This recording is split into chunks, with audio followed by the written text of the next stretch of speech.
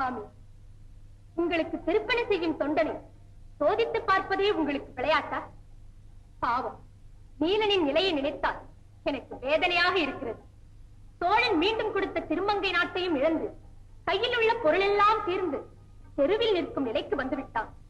போதாதா இந்த சோதனை? தேவி, எடுத்த காரியங்கள் எல்லாம் உடனடியாக நிறைவேறிவிட்டால் உலகில் பிறந்த மனிதர்களுக்கு என்னை நினைக்க நேரம் இல்லாமல் போய்விடுமே. சோதனையை உண்டாக்கினால்தான் சுறுசுறுப்பாக முயற்சியில் ஈடுபடுவார்கள். இன்னும் சற்று பொருள். போதும் பொறுத்தது. நீலனுக்கு அருள் செய்யுங்கள். நடக்கும் வேடிக்கைகளை பார்த்துக் கொண்டே இரு. விரைவில் அவனுக்கு அருள் செய்வோம்.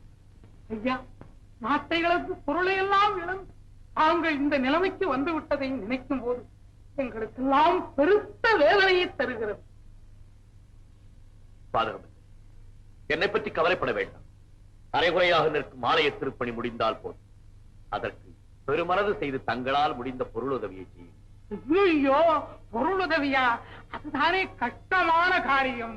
நாட்டையே ஆண்ட மன்னன் நம்மை தேடி வந்திருக்கும் போது பண்ணிக்க வேண்டும். பகவான் கைங்கரியத்தை முடிக்கும் வாய்ப்பு தங்களுக்கு இருந்தால் தாங்கள் இந்த நிலைமைக்கு வந்திருப்பீர்களா?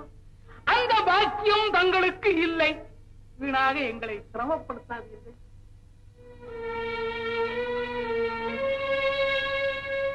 ஐயா, உங்களை மன்றாடி கேட்டுக் கொள்கிறேன். மறுத்து பேசாமல் தயவு செய்து என் திருப்பணிக்கு பொருள் உதவி செய்யுங்கள். நல்ல மாட்டுக்கு ஒரு சூடு. எத்தனை முறை கேட்டாலும் ஒரு முறை இல்லை என்று சொல்லிவிட்ட பின் உடனடியாக போய்விடுவதுதான் காலச்சிறந்தது. இருந்தும் ஈயாத லோபிகளாக உலகத்தில் ஏன் வாழ்ந்து கொண்டிருக்கிறீர்கள்? நான் எனக்காக கேட்கிறேன். ஆண்டவன் திருப்பணிக்கு கொடுத்தால் என்ன குறைந்த போய்விடுவீர்கள். கொடுப்பது அவரவர்கள் இஷ்டம். அதை தடுத்து கேட்க தாங்கள் யார்? மன்னனாக வாழ்ந்த அந்த காலத்தை மனதில் நினைத்துக் கொண்டு மற்றவர்களை மிரட்ட வேண்டாம். மரியாதையாக போய்விடுங்கள். ஆட்களை கொண்டு உங்களை விரட்டும் சூழ்நிலைக்கு என்ன ஆராய்ச்சி விடாதீர்கள்.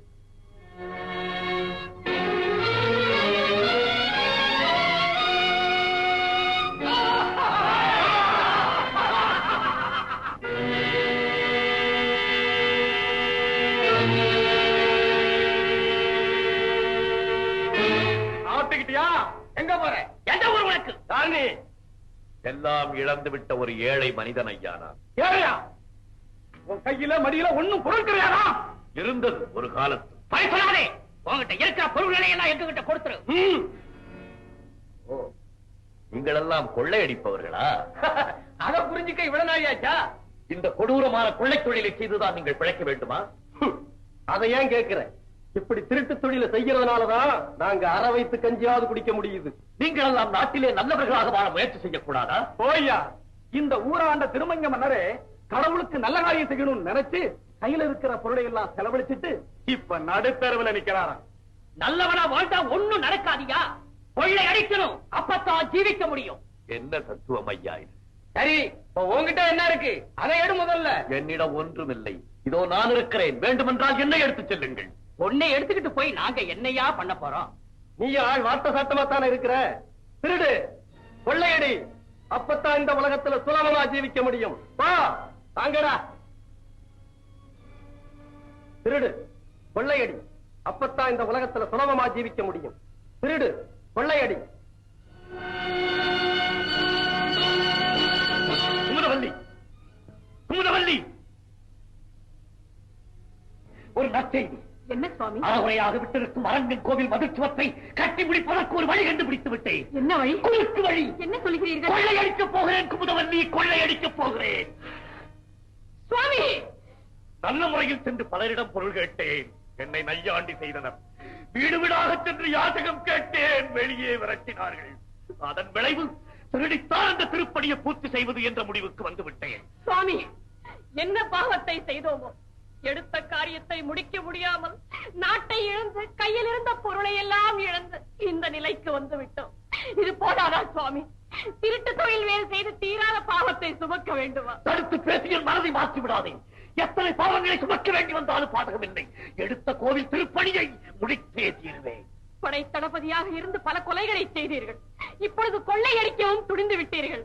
சுவாமி, இது பஞ்சமா பாதகங்களில் ஒன்றல்லவா? பாரத போரில் பார்த்திபன் செய்த பாவங்களை எல்லாம் பரந்தாலும் தான் ஏற்றுக்கொண்டதாக கீதையிலே கூறியிருக்கும் போது இந்த நீலன் செய்யும் பாவங்களை எல்லாம் அந்த நீலவண்ணன் ஏற்றுக்கொள்ளாமலா போய்விடுவான். எதற்கு எதையோ ஒப்பிட்டு பேசுகிறீர்களே? இன்னல்களை ஒழிக்கத்தானே கண்ணன் பாரத போரை நடத்தினார். அவன் திருப்பணியை முடிக்கத்தானே நானும் கனவு செய்ய போகிறேன். வேண்டாம் சுவாமி, இதைவிட நாம் ஏழ்மையான நிலைமைக்கு போய்விட்டாலும் பாதகமில்லை. ஈரத்தொழில் செய்த இறைவன் திருப்பணியை முடிக்க வேண்டாம். அந்த தவறான காரியத்தை தாங்கள் செய்ய வேண்டாம். குமரவல்லி, திருப்பணியை செய்ய சொன்னவள் நீ, திருடித்தான் அதை முடிக்க வேண்டும் என்று வழிகாட்டுகிறான் அவன். இதற்கிடையில் நான் எப்படி குற்றவாளியாக முடியும்? வெறும் கண்ணமைக்கும் கருவிதான் நான். சொன்னவள் நீ, செய்பவன் நான், செய்ய சொல்பவன் அவன்.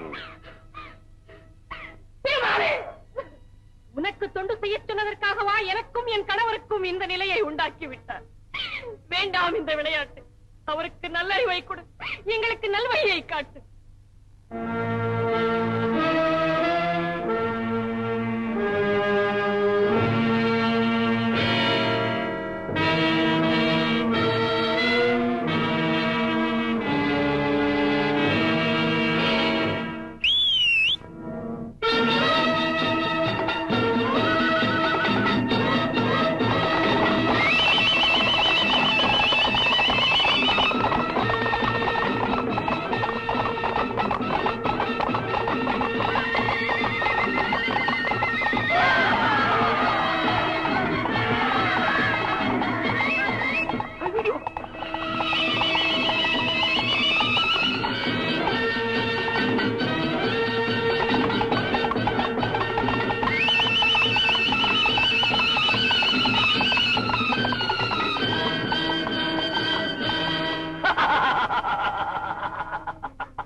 எதற்காக எங்களை சுற்றி வளைத்து நிற்கிறீர்கள்?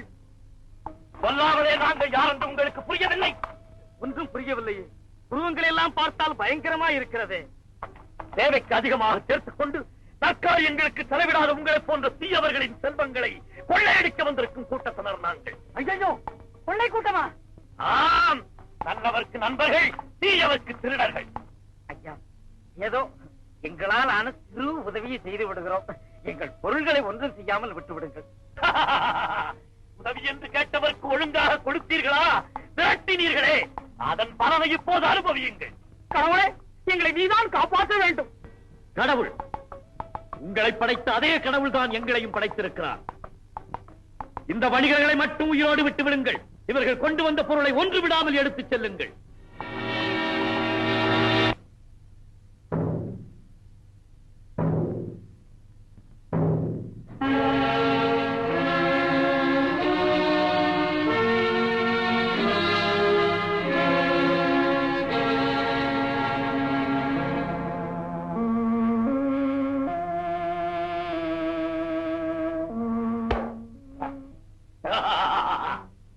குமுதவல்லி, கோவில் திருப்பணியை கூடிய சீக்கிரம் முடித்து விடுவேன். கொள்ளையடித்த பொருளை கொண்டு அரைகுறையாக விட்டிருக்கும் அதிர்ச்சுவத்தை கட்டி முடித்து விட்டால் என் கடமை முடிந்துவிடும். வைரம், வைடூரியம், முத்து, பவளம், மரகதம், கோமேதகம், புஷ்பராகம், நீலம், சிவப்பு அனைத்தும் அரங்கன் கோவிலை அலங்கரிக்கப் போகிறோமே என்று நினைத்து பிரகாசித்துக் கொண்டிருக்கும் காட்சியை பார். என் மீது கோவப்படாதீர்கள். இங்கு குவித்து வைத்திருக்கும் பொருள்கள் எல்லாம் நம்மை பார்த்து ஏளனம் செய்வதைப் போல் எனக்கு தோன்றுகிறது. ஏன்? எதனால்? எங்களிடம் வழிப்பறி செய்துதானா கோவில் திருப்பணியை முடிக்க வேண்டும் என்று இந்த பொருளை பறிகொடுத்தவர்கள் எல்லாம் இதனுள்ளிருந்து பரிகசிப்பதைப் போல் தென்படுகிறது. பரிகசிக்கட்டும், பாதகமில்லை. நானும் ஏழை எளியவர், வாழ வசதியற்றவர்களை வழிபறித்து கொள்ளையடித்து விடவில்லை. தேவைக்கு அதிகமாக பொருளை சேர்த்து வைத்துவிட்டு பிறகு என்ன செய்வது என்று திகைத்துக் கொண்டிருப்பவர், இருந்தும் ஈயாத குணம் படைத்தவர், நான் வீடு தேடி கேட்டும் திருப்பணிக்கு பொருள் தர மறுத்தவர், இப்படிப்பட்ட பிரபுக்களிடம் தான் கொள்ளையடிக்கிறேன். அதை வைத்துத்தான் நான் எடுத்த காரியத்தை முடிக்கப் போகிறேன். சுவாமி, படை நடத்திய போது கொலைகளை செய்தீர்கள், பக்தனாய் மாறிய போது கொள்ளையடிக்கிறீர்கள்.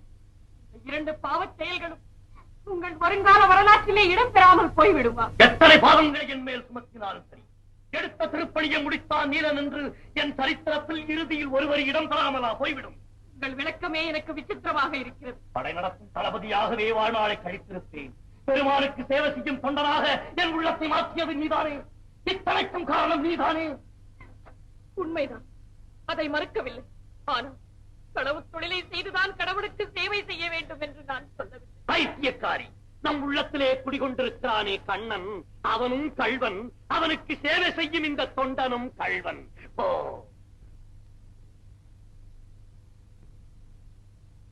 அண்ணா, மகிழ்ச்சிக்குரிய செய்தி என்ன? பெருத்த செல்வம் படைத்த திருமண கூட்டம் ஒன்று ஏராளமான சீர்வரிசையோடு சென்று கொண்டிருக்கிறது.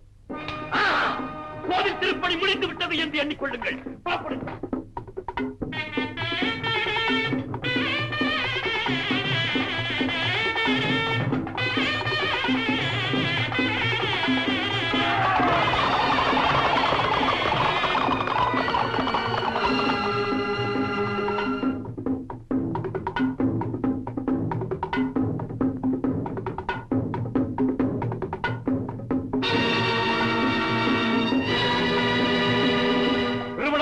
சேர்ந்த எவரும் இந்த இடத்தை விட்டு அசையக்கூடாது.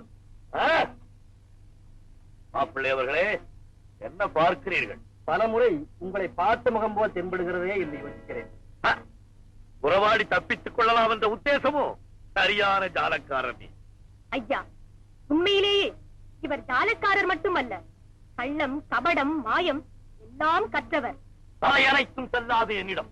உங்கள் ஆபரணங்களையும் பொருள்களையும் உடனடியாக என்னிடம் தந்து விடுங்கள். அடாடா, கொள்ளை கூட்டமா? நல்ல காரியத்திற்காக கொள்ளையடிக்கிறேன். நல்ல காரியத்திற்காக கொள்ளையடிக்கிறீர்களா? நாராயணா!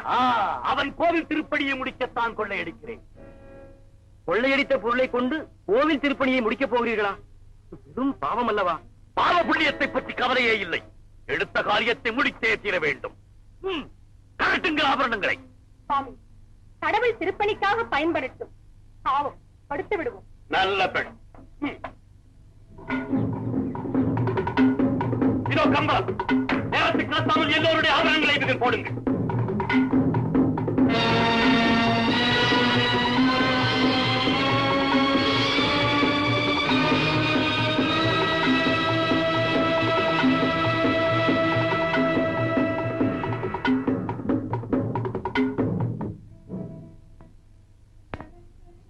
தாயே, கள்வனாயிருந்தாலும் எனக்கும் உள்ளம் உண்டு. அந்த மாங்கல்யம் உன் கழுத்திலேயே இருக்கட்டும்.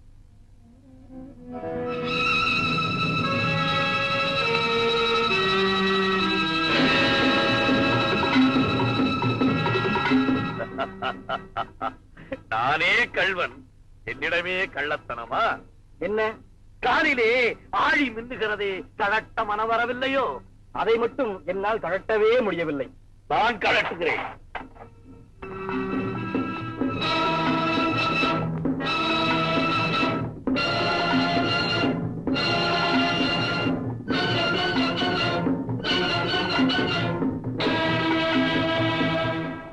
நம் கலியனோ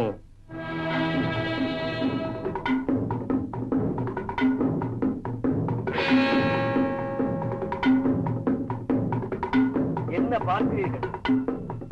ஒன்றுமில்லை, அது ஒரு காலிலேயே இருக்கட்டும்.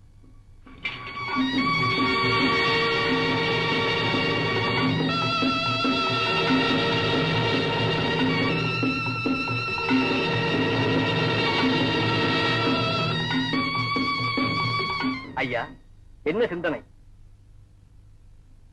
அது மந்திரஜாலத்தை என்னிடமே காட்டுகிறீரா? ஏன் அந்த மூட்டையை தூக்க முடியவில்லை? ஐயா, இது இத்தனை நாள் நீர் செய்து வந்த பாவ மூட்டை. அதை அத்தனை சுலபத்தில் சுமந்து விட முடியுமா? செய்த பாவத்தை சிறுக சிறுகத்தான் நீர் சுமக்க வேண்டும். என்னை இது அரங்கனை தவிர எவருக்குமே அஞ்சாத என் நெஞ்சத்தை சற்றாசைத்து பார்க்கிறேன். யார் நீ? திருமங்கை மன்னா, ஏன் இந்த தீய வழி? என்னை தெரியுமா உனக்கு? பிறப்பிலிருந்தே உன்னை நான் அறிவேன். ஆனால் என்னைத்தான் யார் என்று நீ இன்னும் புரிந்து கொள்ளவில்லை. என்ன சொல்கிறேன்?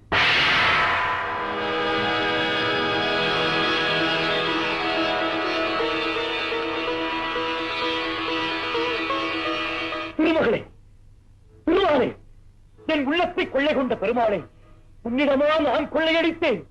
என் திருப்பணியின் மூலப்பொருளை உன்னிடமா என் திருட்டு தொழிலை காட்டினேன். ஐயனே, இந்த கள்வனுக்கு காட்சி தந்த கருணை கடலே, இம்மைக்கும் ஏழேழு பிறவிக்கும் மன்னிக்க முடியாத தவறு செய்த இந்த மாபாதகனை மன்னித்து என்னை மனிதனாக்கு. எனக்கு புது வாழ்வு கொடு. நீலனே, எத்தனை இன்னல்கள் வந்தாலும் எடுத்த காரியத்தை முடிக்கிறாயா இல்லையா என்பதை காணவே உன்னை பல வழிகளில் பரிசோதித்து பார்த்தேன். என்பால் நீ கொண்ட பக்தியை மனமாற பாராட்டுகிறேன். திருமங்கை மன்னா, இழந்த நாடு, உன்னை விட்டு பிரிந்த செல்வம் அனைத்தும் இனி உன்னையே வந்து அடையும். குமுதவல்லியுடன் குறையேதுமின்றி எடுத்த திருப்பணியை முடித்து திருமங்கையாழ்வார் என்ற திருநாமத்தோடு இப்பூவுலகில் புகழ்பெற்று வாழ்வாயாக. திருமாலே, வந்தாய், என் மனம் புகுந்தாய், மன்னி நின்றாய். பெரியேன் பாலகனாய் பல தீமைகள் செய்து விட்டேன். பெரியேன் ஆயிரபின் பிறர்க்கே உழைத்து ஏழையானேன். கரிசேர் பூம்பொழில் சூழ் கரவாமலை வெங்கடவா, அடியே வந்தடைந்தேன், அடியேனை ஆட்கொண்டரும். அந்த ஏழுமலையாருடைய கருணையை பரிபூரணமாக பெற்று நம்முடைய குறைவில்லாத புகழடைந்தார் திருமங்கை ஆழ்வார். அடுத்து தொண்டரடிப்புடி ஆழ்வாரை பற்றி இந்த தொண்டை சொல்ல போறேன். திவ்யநாராயணர் அப்படின்னு அவருக்கு மற்றொரு பேர் உண்டு. அவர் ஆண்டவனுக்கே தன்னை அடிமையாக்கி கொண்டவர். அவரை ஒரு ஆடல் அழகி தனக்கு அடிமையாக்கிக்கிறதா சபதம் செய்தார். அந்த சபதத்தை அவ எப்படி நிறைவேற்றான்னு உங்களுக்கு எல்லாம் தெரியுமோ? சொல்றேன். அற்புதமான நடனம், அழகான பாட்டு. நம் சோழ மண்டலத்தைச் சேர்ந்த இரு சகோதரிகளும் பரதக்கலையை நன்கு பயந்திருக்கிறார்கள். அமைச்சரே, இவர்களுக்கு வேண்டிய பரிசுகளை கொடுத்து பல்லக்கு பரிவாரங்களுடன் இவர்கள் இல்லத்திற்கு அனுப்பி வைங்கள்.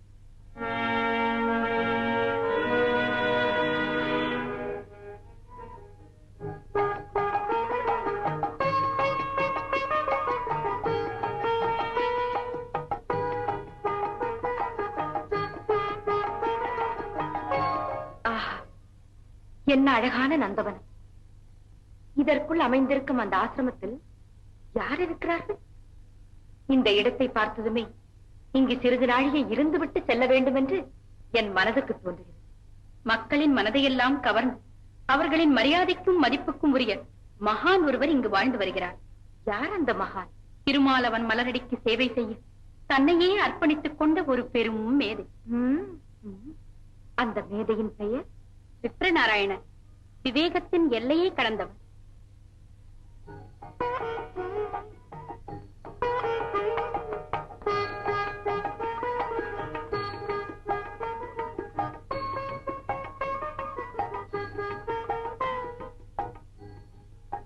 ஆஹா, என்ன அமைதியான இடம்.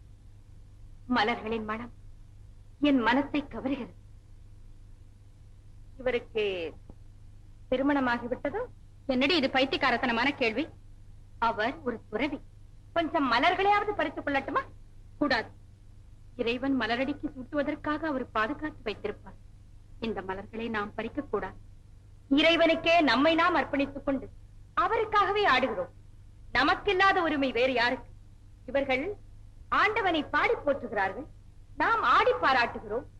சொல்லும் முறையில் வேறுபாடு இருந்தாலும் செல்லும் வழி இரண்டும் ஒன்றுதானே. வேண்டாம், நான் சொல்வதற்கு ஏதாவது விபரீதம் நடந்துவிடப் போகிறது.